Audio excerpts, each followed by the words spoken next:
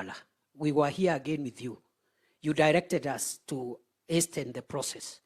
We are also almost ready, and again, soon we'll be able to report back to you. We are engaging the National Police Service so that we implement your directive around the issue of these officers being supported by police to enforce the law. Your Excellency, I don't want to say many things. The only thing I can say in conclusion is that today's meeting is for you to address us and to commission us in the very important event that is ahead of reclaiming our environment. And I really like the message that my brother C.S. Duale has given us here. Your Excellency, as you continue to lead us to address the very, very grave national matter of climate change, Nairobi suffers the most pollution. The Nairobi River today and the entire ecosystem around Nairobi River is presenting great hazard to the health of the people of Kenya, both upstream and downstream. Last year, we lost quite a number of people, fellow Kenyans who were swept away by floods because they were living in structures very close to the river. Some actually literally on top of the river.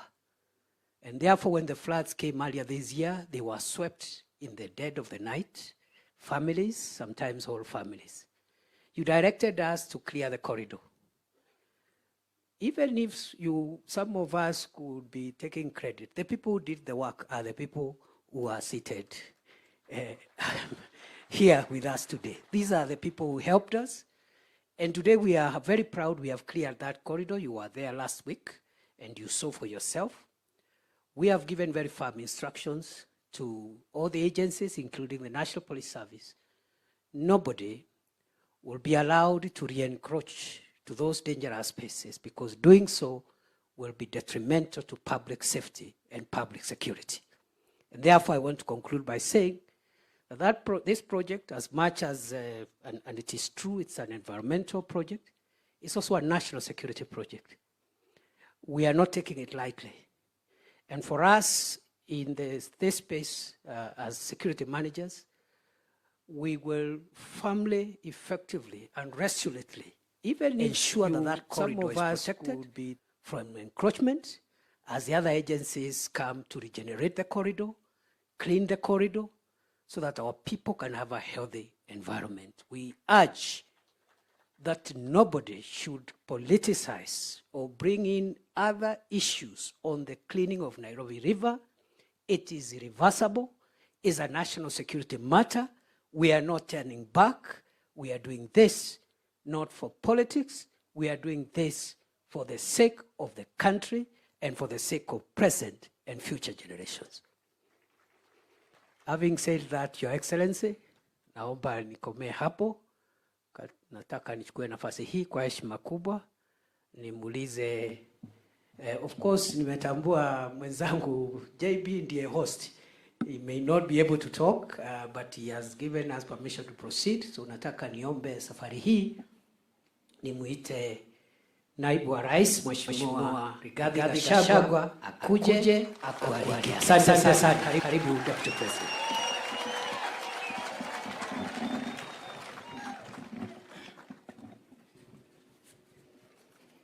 Asante sana.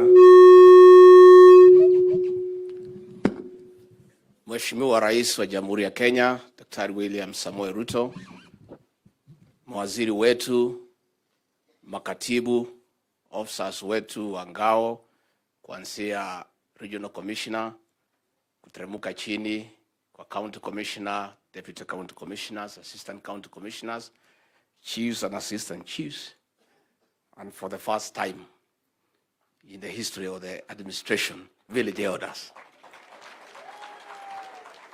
God is good, and all the time. Your Excellency, I want to thank you for this meeting. First, as your principal assistant, and secondly, as a member of this great family called Ngao. Mimi maisha yangu na damu yangu iko kwa hii watu. sababu ile kidogo mimi najua nilijifundisha kwa hii kazi. And Your Excellency, the way it has been said here by the RC, by Professor Kindiki, it is true. This is a great thing that the President of the Republic of Kenya is able to get time to sit and talk to his grassroots army. Rais, nataka nikupongeze sana sana sana. Na nikuhisi ukipata nafasi vile PS Raymond Omolo amesema. This family wanaongea sana. Hii maneno sasa iko kila pahali. So there will be a lot of pressure from the other regions. So Your Excellency, ukipata nafasi in the other 7 regions, when you travel around the country, you could create time and also talk to them. The President is a vision carrier of this administration. And as you represent government in your sublocations and locations, you are also the ear and the eye of His Excellency the President. So when he gets time to talk to you, the implication is that he has found this matter to be very important. Ameona aongee na nyinyi direct so that we don't lose the importance and the gravity of the matter in the communication chain.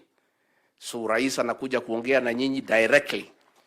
This matter is very important, and as our vision carrier, atakuja kueleza nyinyi na ningetaka muichukue maanani sana. Your Excellency, this team, I want to assure you, is a great team. This team will never let you down. And any time you have a matter that you consider very important for your administration and for this country, and you call this team and assign them to do it, they will implement it expeditiously and to the letter. And President Moi used to do it, it's true. When one time we had a challenge with the environment, he created a certain cadre, a guy called DO Environment, just to deal with the environment because he wanted the efficiency of the administration to address that particular matter. Secondly, Your Excellency, ndio nikualike nichukue nafasi hii kupongeza hao machiefs, assistant chiefs na wazee ya mitaa kwa kazi nzuri sana mmefanya Nairobi kupigana na mihadarati na pombe ya kuua watu. Nataka niseme pongezi. From the bottom of my heart, I want to say thank you because your work is being seen, is being felt.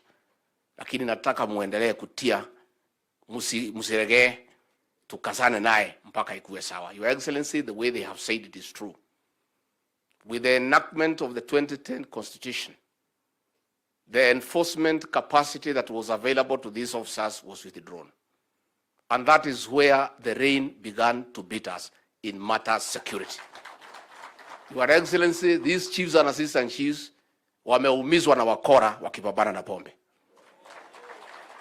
Our officers, their capacity to restore and ensure their security is greatly inhibited by lack of the enforcement capacity. Your Excellency, the way you have directed Professor Kindiki, my younger brother, hasten. Let us, without delay, restore the capacity for enforcement to these officers, and specifically the administration police, because they are the ones who have been trained with them and understand them and their operation. And Your Excellency, once that capacity is restored, I can speak with authority that crime reduction will go by 70%. Because these chiefs and assistant chiefs and the village elders deal with prevention of crime as opposed to apprehension of offenders.